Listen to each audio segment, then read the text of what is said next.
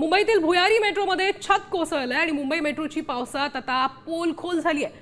पावसामुळे मेट्रोच्या कामाची जी दैना आहे ती उडाली आहे। यामुळे मुंबई भुयारी मेट्रो जी आहे ती ठप्प झाली आहे।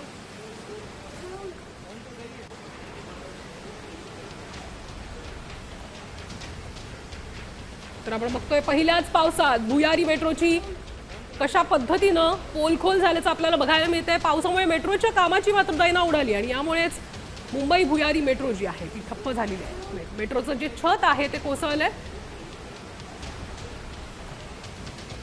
तर मुंबईत पहिल्याच पावसानं मेट्रोच्या कामाची पोलखोल झाली आहे। भुयारी मेट्रोच्या वरळी स्टेशनमध्ये पावसाचं पाणी साचलं होतं।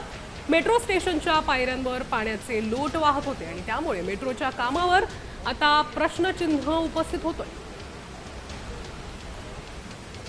तर मेट्रोच्या कामाच्या कशा पद्धतीनं मेट्रो कामाची पोलखोल झाली आपण बघतोय। वरळीत भुयारी मेट्रोत पाणी साचलेलं आहे।